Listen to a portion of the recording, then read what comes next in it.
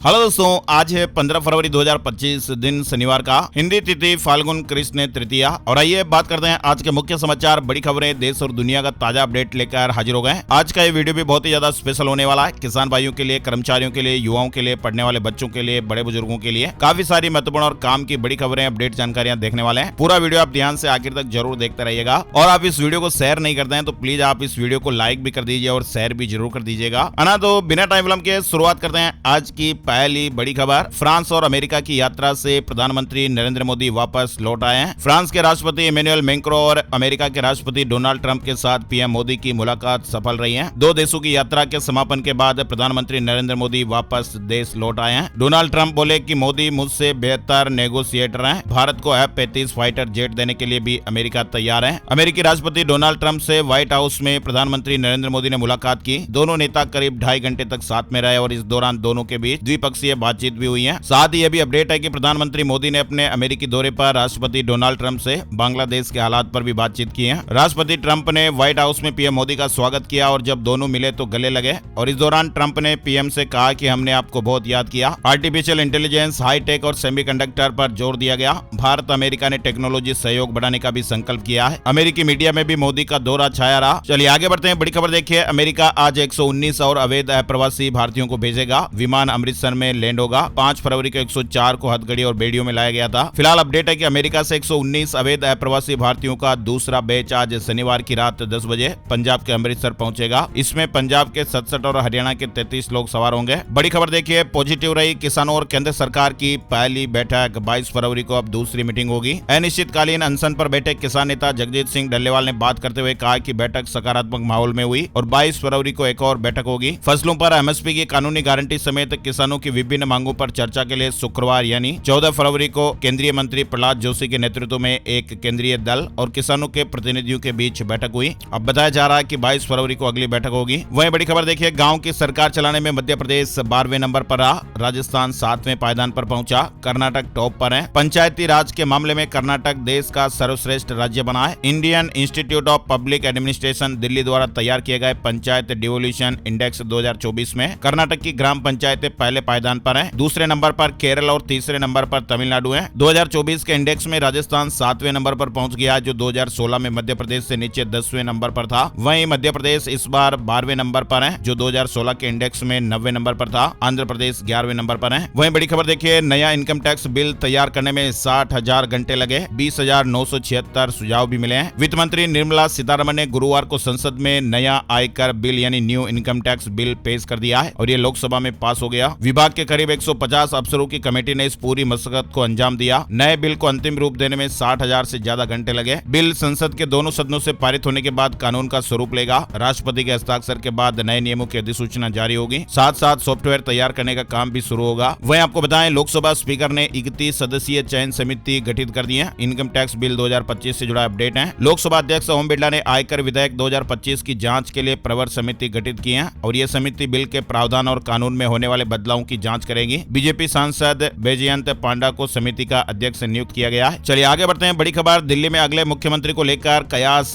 जल्द ही खत्म हो सकते हैं। सियासी गलियारों में मुख्यमंत्री के दावेदारों में कई नामों पर चर्चा हो रही है। फिलहाल बीजेपी की ओर से अभी कोई खुलासा नहीं किया गया है। सूत्रों के मुताबिक पार्टी ने 9 विधायकों के नाम शॉर्ट लिस्ट कर लिए हैं। वहीं कुछ सूत्र कह रहे हैं कि चुनाव जीतने वाले विधायकों में से 15 लोगों के नाम सिलेक्ट किए गए हैं। पीएम मोदी के साथ गृह मंत्री अमित शाह, जेपी नड्डा और अन्य बीजेपी के शीर्ष नेताओं की अब बैठक होगी और इस बैठक के दौरान इस बात का फैसला भी किया जाएगा कि पार्टी किसको दिल्ली के मुख्यमंत्री के लिए चुनेगी। आपको बताएं, दिल्ली में बीजेपी ने 70 में से 48 सीट हासिल की है और भारतीय जनता पार्टी का जादू पूरे 27 साल बाद राजधानी दिल्ली में चला है और स्पष्ट बहुमत की सरकार बनने जा रही है। वहीं देखिए, कांग्रेस में भी बड़ा फेरबदल हुआ है। भूपेश बघेल पंजाब के महासचिव बने हैं तो अजय लल्लू को उड़ीसा का जिम्मा दिया गया है। कांग्रेस में संगठनात्मक स्तर पर बड़ा फेरबदल किया गया है। वहीं देखिए, यूट्यूबर रणवीर इलाहाबादिया को सुप्रीम कोर्ट से झटका लगा है। सीजेआई ने कहा कि प्रक्रिया के अनुसार सुनवाई होगी। रणवीर इलाहाबादिया के खिलाफ देश के अलग अलग शहरों में मामले दर्ज किए गए हैं। सभी एक ही शो से जुड़े हुए हैं। ऐसे में उन्होंने सभी मामलों को आपस में मिलाने की अपील सुप्रीम कोर्ट में की है। फिलहाल आपको बताएं, सुप्रीम कोर्ट ने यूट्यूबर रणवीर इलाहाबादिया के विवादित बयान से जुड़े सभी मामलों पर 7 सुनवाई की अपील खारिज कर दी है। अदालत ने कहा कि इस मामले में सुनवाई प्रक्रिया के अनुसार होगी। वहीं बड़ी खबर देखिए, पुलवामा हमले की 6ठी वर्षगांठ पर शहीदों को याद करते हुए पीएम मोदी ने उन्हें श्रद्धांजलि दी है। अमित शाह ने भी शहीद हुए 40 सीआरपीएफ जवानों को श्रद्धांजलि दी। अमित शाह ने कहा कि नरेंद्र मोदी सरकार आतंकवादियों के खिलाफ जीरो टॉलरेंस वायलेंस की नीति के साथ अभियान चलाकर उन्हें पूरी तरह से नष्ट करने के लिए दृढ़ संकल्पित हैं। 14 फरवरी को पुलवामा हमले को 6 साल हो गए। आपको बताएं, पुलवामा में बड़ा आतंकी हमला हुआ था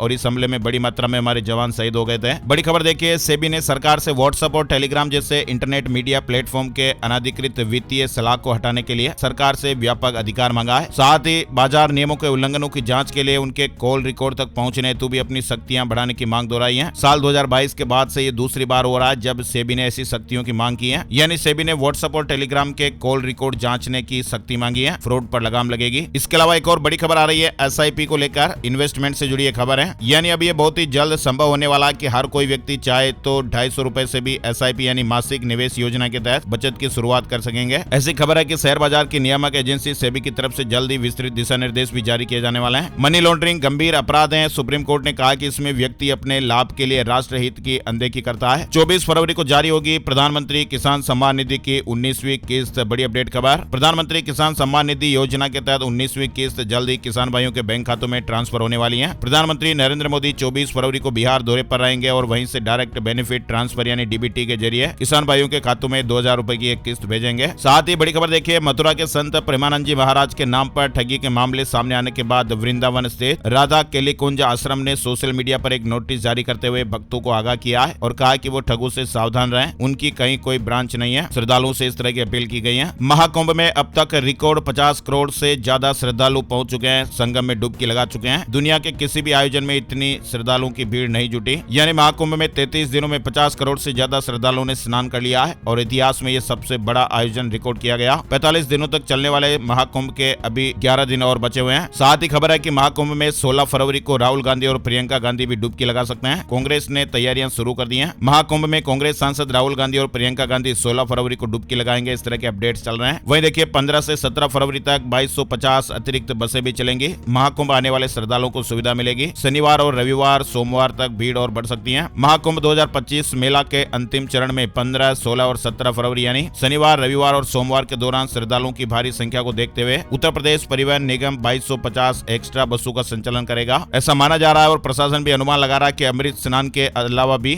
शनिवार और रविवार के दिन बड़ी संख्या में श्रद्धालु प्रयागराज महाकुंभ स्नान के लिए आ सकते हैं। इसलिए व्यवस्थाओं को और बेहतर किया जा रहा है। महाकुंभ में यातायात व्यवस्था को लेकर सीएम योगी आदित्यनाथ ने भी सख्त निर्देश दिए हैं। सीएम योगी आदित्यनाथ ने कहा कि वरिष्ठ अधिकारी खुद सड़कों पर उतरे। प्रयागराज, महाकुंभ नगर, प्रयागराज जनपद, अयोध्या, वाराणसी और आसपास के सभी जिलों में कहीं भी सड़क पर जाम न लगे। अधिकारी हर स्तर पर जवाबदेही सुनिश्चित करें। जहां पर जाम लगेगा वहां के अधिकारियों की जवाबदेही तय होगी। वहीं देखिए, महाकुंभ में स्वच्छता के वर्ल्ड रिकॉर्ड की ओर बढ़ा महाकुंभ। 300 कर्मचारियों ने एक साथ 3 घाटों पर सफाई अभियान चलाया। नदियों के संरक्षण का संदेश भी दिया। संगम नगरी ऐतिहासिक वर्ल्ड रिकॉर्ड की भी साक्षी बन रही है। और महाकुंभ में 11 लाख औषधीय पौधे बांटे गए। देश भर में वृक्ष महाकुंभ अभियान चलाया जाएगा। गांव से लेकर स्कूल जाएगी टीम। बड़ी खबर है। प्रयागराज के महाकुंभ में वृक्ष महाकुंभ का बड़ा संदेश देने का भी प्रयास किया गया और यहाँ करीब 11 लाख औषधीय पौधों का वितरण किया गया है। इस वृक्ष कुंभ का नेतृत्व हरिताश्रम की ओर से किया गया, जिसकी स्थापना स्वामी समिदानंद ने की थी। वहीं महाकुंभ पर अफवाह फैलाने वाले 54 अकाउंट पर FIR भी दर्ज हुई है। मिस्र की आग को प्रयागराज की घटना बताया। पटना की अव्यवस्था को दिखाकर बदनाम करने का प्रयास किया गया। महाकुंभ को लेकर सोशल मीडिया पर फर्जी वीडियो और भ्रामक खबरें पोस्ट करने वाले 54 सोशल मीडिया अकाउंट पर कार्रवाई हुई है। वहीं पुलिस सोशल मीडिया पर 24/7 पैनी नजर रख रही है। फर्जी और भ्रामक पोस्ट के जरिए जो लोग अफवाह फैला रहे हैं उन पर कार्रवाई भी हो रही है। यानी घटना कहीं और की है और उसे महाकुंभ के साथ जोड़कर वायरल किया जा रहा है, तो ऐसे लोग सावधान रहें। वहीं आपको बताएं, सूर्य, बुध और शनि के योग में मनेगी महाशिवरात्रि। महाशिवरात्रि 26 फरवरी को। शिव पूजा का महापर्व महाशिवरात्रि 26 फरवरी को मनाया जाएगा। ग्रहों के दुर्लभ योग में शिव पूजा करने से भक्तों की मनोकामनाएं जल्दी पूरी हो सकती है, ऐसी मान्यताएं हैं। आगे बढ़ते हैं। बड़ी खबर देखिए, नए CEC के सिलेक्शन पर 17 फरवरी को बैठक होगी। मुख्य चुनाव आयुक्त यानी CEC राजीव कुमार 18 फरवरी को रिटायर हो रहे हैं। इससे पहले नए CEC के सिलेक्शन को लेकर 17 फरवरी को बैठक बुलाई गई है। बताया जा रहा है कि इस बैठक में मीटिंग में PM मोदी, कानून मंत्री अर्जुन राम मेघवाल के अलावा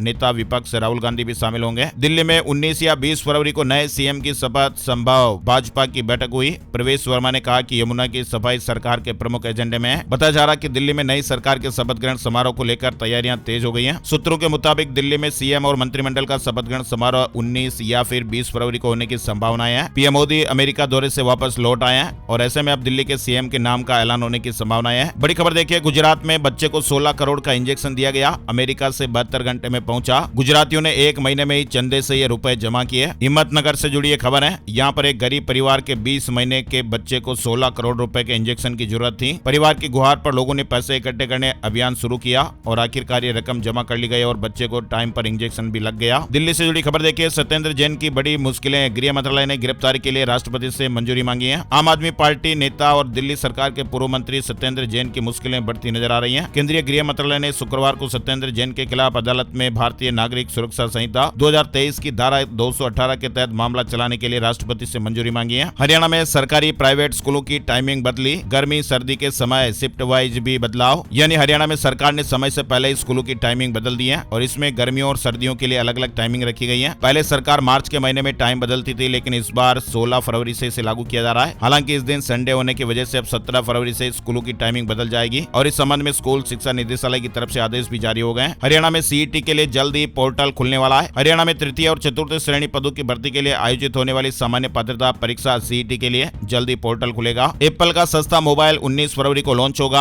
आईफोन SE 4 में कॉम्पैक्ट डिजाइन के साथ 48 मेगापिक्सल का कैमरा भी मिलेगा। वहीं देखिए, मणिपुर में मेतई राष्ट्रपति शासन के खिलाफ है, कुकी का समर्थन है। 21 महीने से जातीय हिंसा से प्रभावित मणिपुर में राष्ट्रपति शासन लागू करने के फैसले का मेतई समुदाय ने विरोध किया है। वहीं कुकी समुदाय के लोग केंद्र सरकार के इस फैसले से खुश हैं। सुप्रीम कोर्ट ने पूजा खेड़कर की गिरफ्तारी पर रोक बढ़ा दी है। पूर्व ट्रेनी IAS पर UPSC परीक्षा में धोखाधड़ी का आरोप है। 18 मार्च को अब अगली सुनवाई होगी। वहीं कल भी हमने आपको इस खबर को बताया था, न्यू इंडिया कोऑपरेटिव बैंक पर RBI ने बैन लगा दिया है। ग्राहक पैसे नहीं निकाल सकेंगे। मुंबई में इस बैंक के बाहर ग्राहकों की भारी भीड़ देखने को मिली, क्योंकि ग्राहक अपना पैसा निकालना चाहते हैं। 45 दिनों में 7000 लोग म्यांमार से भारत आए। बायोमेट्रिक डिटेल से नजर, पर्सनल डेटा भी दे रहे। असम राइफल्स के साथ बायोमेट्रिक विवरण और पहचान पत्र साझा करने के बाद दिसंबर से अब तक 7000 लोग म्यांमार से भारत में प्रवेश कर चुके हैं। जियो स्टार ने नया प्लेटफॉर्म जियो हॉटस्टार लॉन्च कर दिया है। जियो सिनेमा और डिज्नी प्लस हॉटस्टार के मर्जर से ये OTT प्लेटफॉर्म बना। फिलहाल जियो स्टार ने एक नया OTT प्लेटफॉर्म जियो हॉटस्टार लॉन्च किया है। छत्तीसगढ़ निकाय चुनाव के आज रिजल्ट आने वाले हैं। छत्तीसगढ़ में नगरीय निकाय चुनाव के रिजल्ट आज शनिवार को आ जाएंगे। इधर खबर है कि छत्तीसगढ़ में 5वीं और 8वीं बोर्ड परीक्षा के समय में बदलाव, अब सुबह 8 बजे की जगह 9 बजे से परीक्षा शुरू होगी। झारखंड से बड़ी खबर देखिए, अब स्वास्थ्य सुधारने की तैयारी। झारखंड सरकार ने झारखंड कम्युनिटी हेल्थ असिस्टेंट संवर्ग नियमावली 2025 बनाई है। कैबिनेट की मंजूरी के बाद इसे लागू किया जाएगा। वहीं झारखंड में 5 दिनों बाद मौसम बदल सकता है। 2 से 3 डिग्री सेल्सियस की बढ़ोतरी होगी। लोगों को गर्मी का एहसास होगा। उत्तराखंड में 38वें राष्ट्रीय खेलों का समापन हो गया है। अमित शाह ने CM धामी की तारीफ की और कहा कि खेलों के लिए राज्य में वर्ल्ड क्लास इंफ्रास्ट्रक्चर बना है। उत्तराखंड के खिलाड़ियों ने 38वें राष्ट्रीय खेलों में शानदार प्रदर्शन भी किया और राज्य को पदक तालिका में 7वें स्थान पर पहुंचाया। उत्तराखंड ने राष्ट्रीय खेलों में कुल 103 पदक जीते हैं। अब सरकार ने इन खिलाड़ियों के लिए पदक विजेताओं को 2 गुना पुरस्कार राशि देने का वादा पूरा करने का फैसला किया है। सरकार खिलाड़ियों को 8 करोड़ 32 लाख रुपए देगी। उत्तराखंड 4 धाम यात्रा से जुड़ा अपडेट देखिए। यमुनोत्री धाम के लिए पहली बार हेली सेवा शुरू करने की तैयारियां हो रही है। बुजुर्ग यात्रियों को लाभ मिलेगा। उत्तराखंड में इस साल 30 अप्रैल से 4 धाम यात्रा की शुरुआत हो रही है और यात्रा के सफल संचालन के लिए तैयारियां अभी से शुरू हो गई हैं। उत्तराखंड में समान नागरिक संहिता पर विवाद, जमीयत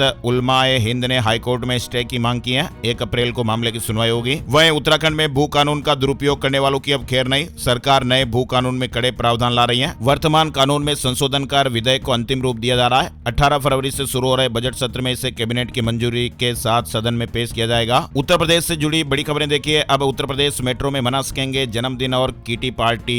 UPMRC ने पहल शुरू की है। उत्तर प्रदेश में यात्री जन्मदिन मनाने के लिए मेट्रो कोच बुक कर सकते हैं, जहां पर बच्चे, परिवार और यहां तक कि वरिष्ठ नागरिक भी शहर भर में यात्रा करते हुए एक यादगार अनुभव का लाभ उठा सकते हैं। Uttar Pradesh metro rail corporation ने यह विशेष पहल शुरू की है। योगी मंत्रिमंडल का दूसरा विस्तार जल्द, भूपेंद्र चौधरी मंत्री बनेंगे। कई मंत्रियों की छुट्टी भी हो सकती है। वहीं खबर है कि फरवरी के अंतिम हफ्ते में नए प्रदेश अध्यक्ष का ऐलान भी हो सकता है। ऐसी मीडिया रिपोर्ट्स और खबरें हैं। इसके अलावा बड़ी खबर देखिए, उत्तर प्रदेश की योगी सरकार ने वृद्धजनों की सहायता के लिए वित्तीय वर्ष 2025-26 में 5 लाख और पात्रों को वृद्धावस्था पेंशन का लाभ देने का निर्णय लिया है। यूपी बजट से जुड़ा अपडेट भी देखिए। उत्तर प्रदेश विधानमंडल का बजट सत्र इस बार 11 दिन चलेगा, जिसकी शुरुआत 18 फरवरी से होगी। वहीं उत्तर प्रदेश में 20 फरवरी को सरकार वित्तीय वर्ष 2025-26 का बजट पेश करेगी। यूपी के लोगों के लिए योगी सरकार बड़ा तोहफा भी ला रही है। नवे बजट में युवा, महिलाओं और किसान भाइयों के लिए बड़े बड़े ऐलान हो सकते हैं, ऐसे अपडेट भी चल रहे हैं। साथ ही बड़ी खबर देखिए, उत्तर प्रदेश में अलीगढ़ पलवल हाईवे निर्माण और चौड़ीकरण में प्रस्तावित भूमि के अधिग्रहण की प्रक्रिया तेजी से चल रही है। अब 1 सप्ताह से मुआवजा वितरण ने भी रफ्तार पकड़ ली है। इस हाईवे के लिए कुल 31 गाँवों में से भूमि ली जानी है। 18 गाँव में फिलहाल मुआवजा दिया जा चुका है। वहीं बड़ी खबर देखिए, विदेश जाने वालों के लिए गोरखपुर में 22 एजेंटों के पास विदेश भेजने का रजिस्ट्रेशन है। बाकी सब जो है वो कबूतरबाज हैं, इसलिए सावधान रहे। गोरखपुर में विदेश विदेश भेजने के नाम पर ठगी करने वाले कबूतरबाजों के खिलाफ पुलिस सख्त कार्रवाई करने जा रही है। वहीं गुरुग्राम में 5000 मकान सील होंगे, मिट्टी में मिल जाएंगे लग्जरी घर और शोरूम। कोर्ट के आदेश से हड़कंप मच गया है। हरियाणा के नया गुरुग्राम में 5000 मकान और शोरूम सील किए जाएंगे। कोर्ट के आदेश पर यह कार्रवाई DLF फेज 1 से 5 के बीच की जाएगी। अदालत ने 2 महीने के भीतर कार्रवाई करने के आदेश दिए हैं और कोर्ट के इस आदेश से अब लोगों में हड़कंप मचा हुआ है। बिहार से जुड़ी खबर देखिए, बिहार के सरकारी स्कूलों में भी बड़ा बदलाव हो रहा है। 15 फरवरी से लागू हो जाएगा। बिहार के सरकारी स्कूलों में शनिवार यानी आज 15 फरवरी से मध्याह्न भोजन का मेनू बदल गया है। अब बच्चों को सप्ताह में 3 दिन खिचड़ी मिलेगी। इसके अलावा शुक्रवार को पुलाव की जगह चावल और चने का छोला दिया जाएगा। इन्फोसिस पर भारी पड़ा ये फैसला, एक्शन में आई केंद्र और राज्य सरकार। केंद्र सरकार के आदेश के बाद कर्नाटक सरकार ने इन्फोसिस में हुई छटनी के मामले की जांच शुरू कर दी है। अब देखना होगा कि राज्य सरकार के फैसले से क्या निकाले गए इन्फोसिस के कर्मचारियों को राहत मिलेगी या नहीं। दिल्ली के गरीबों के लिए खुशखबरी आ रही है। 36,000 फ्लैट बनकर तैयार हो गए। बड़ी खबर देखिए, अब दिल्ली एम्स में नई अत्याधुनिक digital PET CT scan machine लगेगी। 28 करोड़ की लागत से नई digital PET CT scan machine खरीदने के लिए प्रक्रिया शुरू हो गई है। आंध्र प्रदेश में बर्ड फ्लू के बाद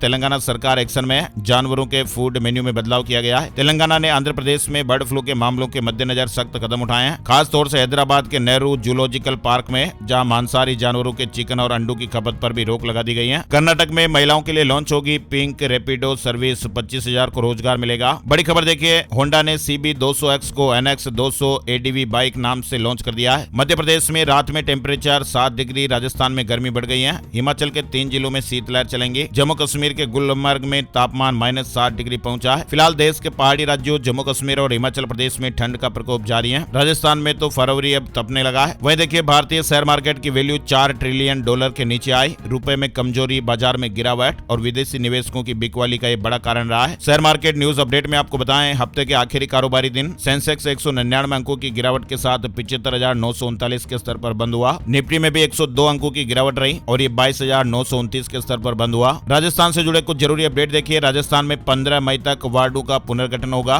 15,000 की आबादी तक 20 वार्ड बनेंगे। राजस्थान सरकार पंचायती राज संस्थाओं के बाद शहरी निकायों का भी पुनर्गठन करने जा रही है। नगर निगम, नगर परिषदों और नगर पालिकाओं की सीमाओं में बदलाव होगा। जयपुर, जोधपुर और कोटा में 2 की जगह 1 नगर निगम होगा। इसके लिए 16 फरवरी से 15 मई तक वार्डों का पुनर्गठन किया जाएगा। इस पुनर्गठन के बाद ही प्रदेश में निकाय चुनाव होंगे। इससे पहले स्वायत्त शासन विभाग ने 22 नवंबर को अधिसूचना जारी कर 1 दिसंबर से 1 मार्च तक वार्डों के परिसीमन की घोषणा की थी। आखिरी वक्त पर परिसीमन की प्रक्रिया को स्थगित कर दिया गया था। अब नए सिरे से इसकी घोषणा की गई है। साथ ही राजस्थान में ग्राम पंचायतों और पंचायत समितियों के दायरे में भी बदलाव किया है। अब 3000 से कम आबादी पर भी ग्राम पंचायत बनाई जा सकेगी। सरकार के इस निर्णय से अब राज्य में ग्राम पंचायतों की संख्या में और इजाफा होने की संभावना है। इसके साथ ही सरकार ने ग्राम पंचायतों और पंचायत समितियों के पुनर्गठन और सीमांकन की समय सीमा को भी बढ़ा दिया है। सरकार की ओर से 2 अलग अलग दिन जारी 3 आदेशों में ये निर्णय लिया गया है। आदेश के मुताबिक नवनिर्मित या पुनर्सीमांकन वाली ग्राम पंचायत को अगर जनसंख्या के मानदंड के अनुसार तैयार करने में परेशानी आ रही है, ऐसी परिस्थिति में निर्धारित जनसंख्या से 15% तक कम जनसंख्या वाली ग्राम पंचायत का भी प्रस्ताव तैयार करके भिजवाया जा सकता है। पहले न्यूनतम आबादी 3000 निर्धारित थी। वहीं पुराने आदेशों में जिला कलेक्टर्स को सीमांकन का प्रस्ताव तैयार करने के लिए 20 जनवरी से 18 फरवरी तक का समय दिया गया था, जिसे बढ़ाकर अब 25 मार्च तक कर दिया गया है। और इसी तरह से तैयार प्रस्तावों को प्रकाशित कर उन पर आपत्तियां अब 26 मार्च से 25 अप्रैल तक मांगी जा सकेंगी और आपत्तियों के निपटारे की समय सीमा 26 अप्रैल से 5 मई निर्धारित की है। वहीं राजस्थान के समरावता हिंसा केस में नरेश मीणा को जमानत नहीं मिली है। कोर्ट ने कहा कि अपराध करने वाले राजनीतिक व्यक्ति का सभ्य समाज में कोई स्थान नहीं होना चाहिए। विधानसभा उपचुनाव के दौरान समरावता गांव में हुई हिंसा मामले में नरेश मीणा की जमानत याचिका हाईकोर्ट ने खारिज कर दी है। राजस्थान में प्राइवेट स्कूल क्रमोन्नति के लिए आवेदन आज से शुरू हो रहे हैं। बोर्ड परिवर्तन के लिए भी आवेदन कर सकेंगे। 14 मार्च लास्ट डेट है। जयपुर में प्रिंटर से नकली नोट छापने वाले 2 लोगों को गिरफ्तार किया गया है। एंटी गैंगस्टर टास्क फोर्स ने जयपुर में नकली करेंसी छापने वाले 2 लोगों को अरेस्ट किया है। 100 और 500 रुपए के नोट बना रहे थे। वहीं देखिए, कैंसर के इलाज में आयुर्वेद की महत्वपूर्ण भूमिका।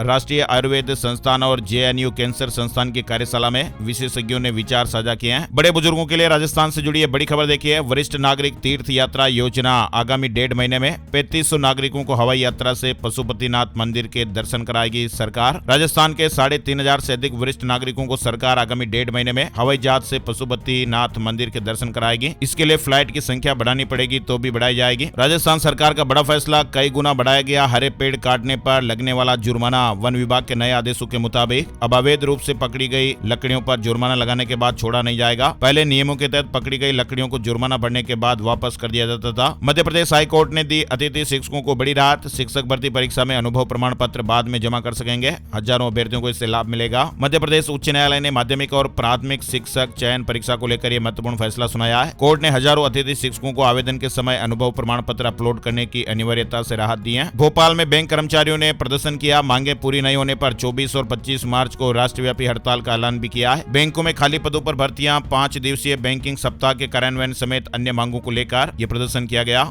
मध्य प्रदेश से एक और बड़ी खबर देखिए। फरवरी महीने में शनिवार के अवकाश के दिन भी रजिस्ट्रार कार्यालय खुले रहेंगे। जन सामान्य को दस्तावेजों के पंजीयन काम में अधिक सुविधा देने और शासन का राजस्व बढ़ाने के उद्देश्य से राज्य शासन ने निर्देश दिए हैं। फरवरी में शनिवार के अवकाश के दिन 15 फरवरी और 22 फरवरी को जिला मुख्यालय स्थित सभी उप पंजीयक, वरिष्ठ जिला पंजीयक, जिला पंजीयक कार्यालय पंजीयन और शासकीय कामों के लिए खुले रहेंगे। जबलपुर हाईकोर्ट की फीस बढ़ोतरी मामले में पेरेंट्स को राहत मिली है। 50% फीस भरने पर मिलेगी एग्जाम में बैठने की अनुमति। मध्य प्रदेश हाईकोर्ट ने अभिभावकों और स्टूडेंट्स को यह आंशिक राहत दी है। डबल बेंच ने पेरेंट्स को 10% वृद्धि के साथ कुल फीस का 50% जमा करने के निर्देश दिए हैं। बाकी रकम अगले महीने तक जमा करने के लिए कहा है। इसके बाद ही बच्चों को परीक्षा में शामिल होने की अनुमति दी है। अगली सुनवाई 17 मार्च को होगी। आइए अब आपको बताते हैं gold price today, silver price today, सोने चांदी के भाव। सोना शुक्रवार को अपने नए ऑल टाइम हाई पर पहुंच गया। 10 ग्राम 24 कैरेट सोने का दाम 341 रुपए बढ़कर 86,089 रुपए हो गया। वहीं 1 किलो चांदी की कीमत 2,404 रुपए बढ़कर 97,953 रुपए प्रति किलो पर पहुंच गई। आइए अब आपको बताते हैं आज का राशिफल कैसा रहने वाला है। 15 फरवरी आज शनिवार के ग्रह नक्षत्र सुकर्मा योग बना रहे हैं, जिससे मेष राशि के लोगों को सफलता मिलेगी। मिथुन राशि वालों की नौकरी और बिजनेस के लिए आज अच्छा दिन रहने वाला है। कर्क राशि के सरकारी नौकरी पेशा लोग स्पेशल प्रोजेक्ट पर काम कर सकते हैं। सिंह राशि वालों का रुका हुआ इनकम सोर्स दोबारा शुरू हो सकता है। तुला राशि के लोगों को सितारों का साथ मिलेगा। धनु राशि वालों की आर्थिक स्थिति में सुधार होगा, व्यवसाय में तेजी आएगी। मीन राशि के लोगों को सितारों का साथ मिलेगा, इनकम भी बेहतर होगी। कन्या राशि वालों के बिजनेस में जल्दबाजी में लिया हुआ फैसला गलत हो सकता है। मकर राशि के नौकरी पेशा लोग संभल कर रहे हैं, अपने कामों में लापरवाही ना करें। और इसके अलावा बाकी राशियों के लिए दिन सामान्य रहेगा। तो ये थे दोस्तों आज के मुख्य समाचार, बड़ी खबरें, हेडलाइंस और सुर्खियां, अपडेट। वीडियो कैसा लगा कमेंट करके जरूर बताइएगा। इस वीडियो को आप अपने यार दोस्तों और मित्रों के साथ फेसबुक और व्हाट्सएप पर भी जरूर शेयर कर दीजिएगा। एक और नई जानकारी और अपडेट वीडियो में फिर मिलते हैं, तब तक के लिए जय श्री राम, जय हनुमान।